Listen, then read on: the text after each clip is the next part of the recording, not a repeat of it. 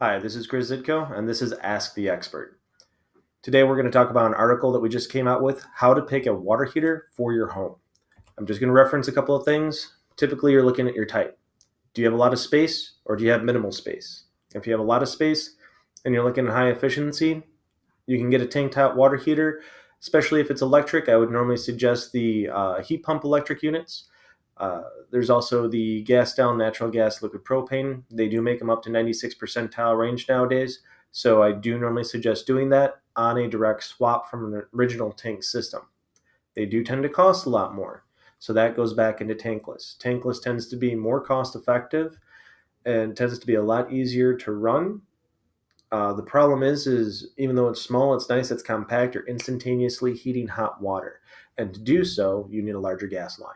So make sure that you worry about the size of gas line. You're typically looking around a 3/4 inch gas line. Some of them might say a 1/2 inch hookup.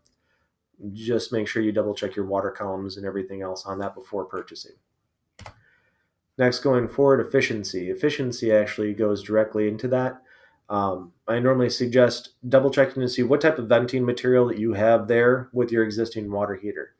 Do you have the ability to go with a high efficiency where you can just do a direct cutout through the side of the wall for air intake and exhaust, or are you trying to use an existing chimney line?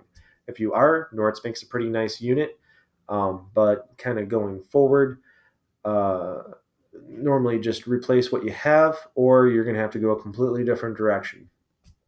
Tankless units, once again, they're high efficiency.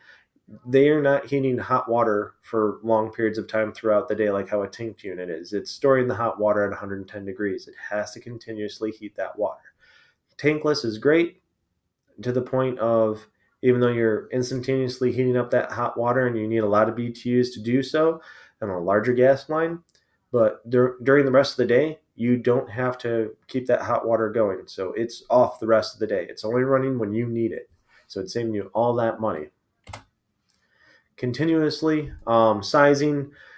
Just to give you a heads up, there's an article below that you can click on. We actually go through all of this for your sizing very quick. For the sizing guide that you see in front of you, that's for your tankless hot water heaters. And it's going to ask you to add up all your gallons per minute on what type of fixtures you have. Long story short, only pick what you're going to be running all at the same time.